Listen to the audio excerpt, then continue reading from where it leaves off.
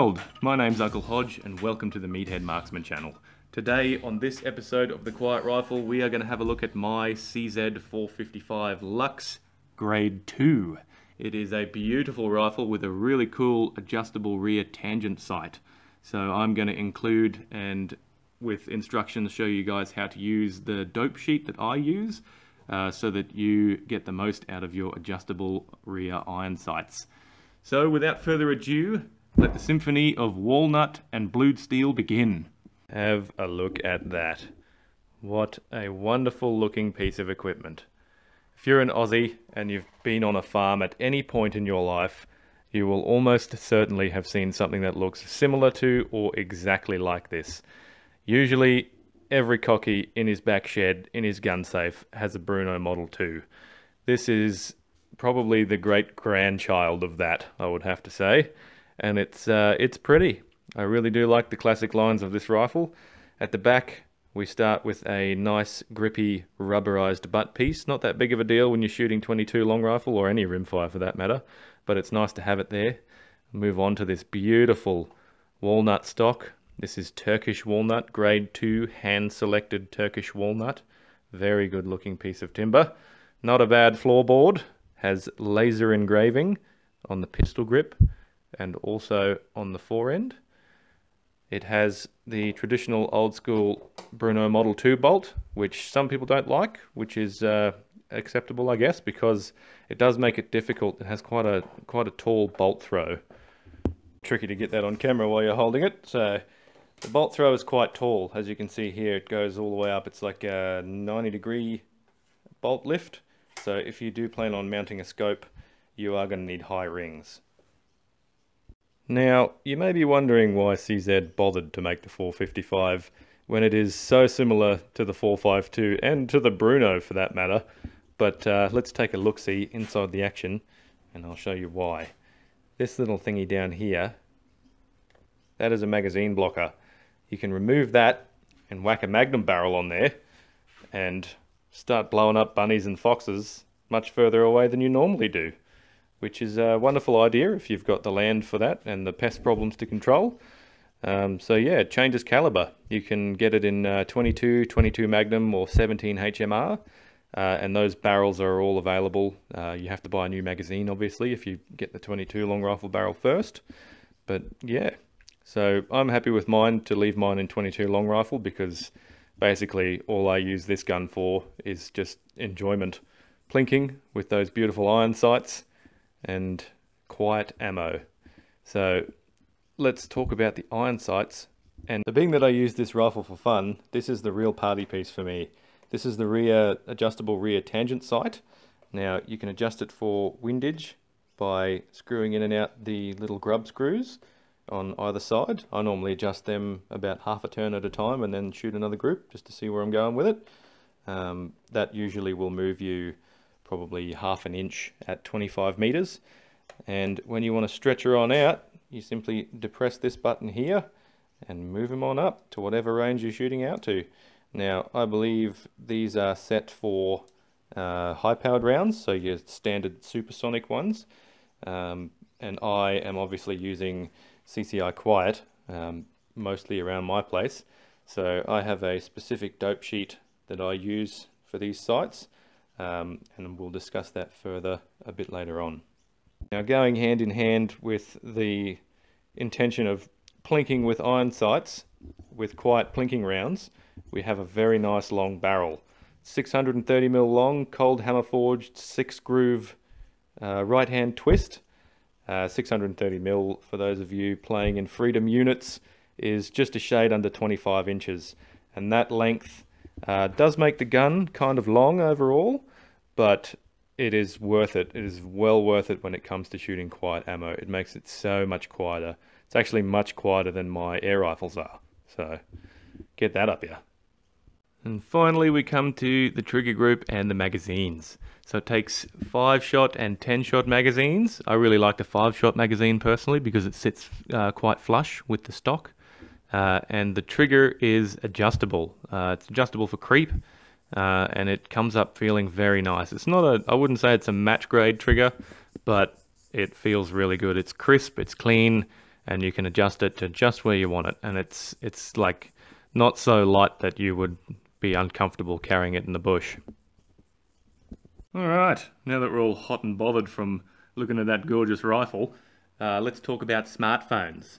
Now, if you have an Android phone, you probably already have Microsoft Excel installed on it without you even knowing.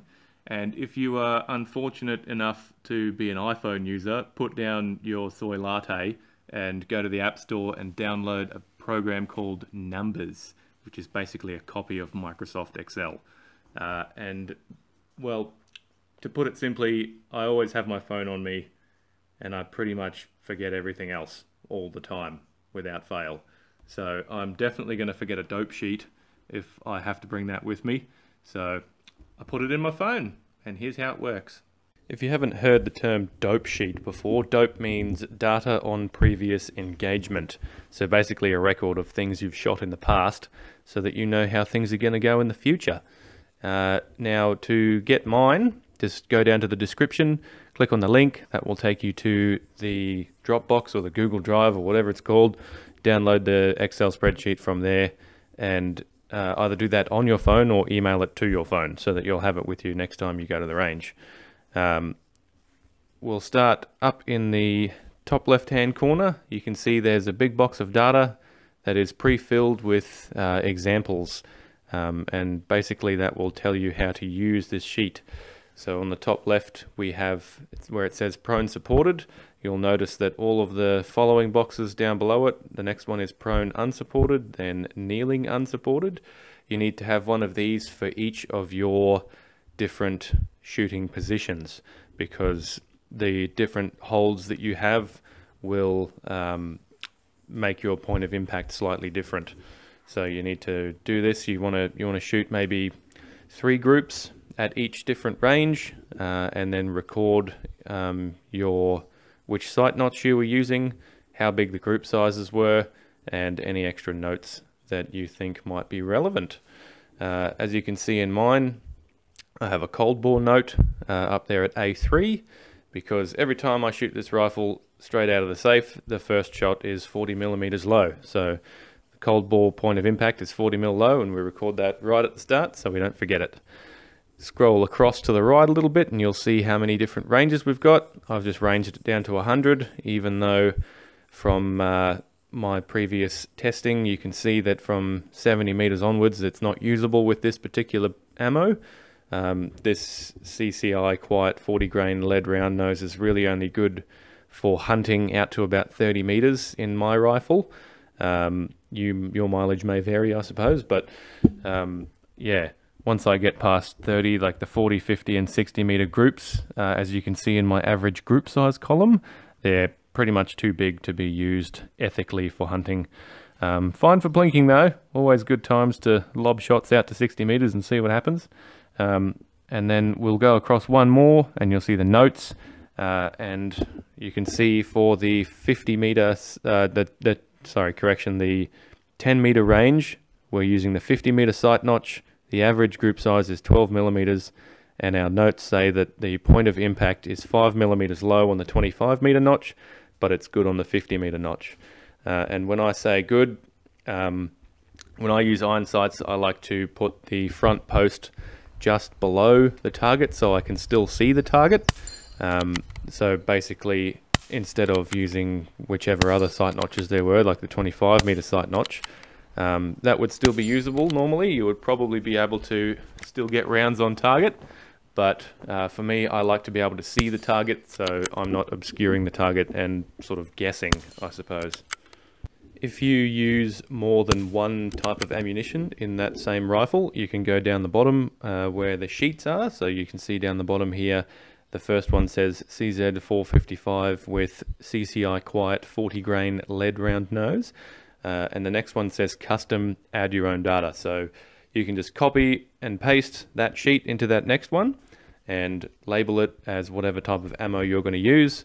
Then populate all of those cells with your data, all of your different shooting positions, and hopefully this will be of use to you next time you go to the range. I know it's always useful for me because I always forget which sight notch I'm supposed to be using, and when you're shooting quiet ammunition, This is the quiet rifle after all.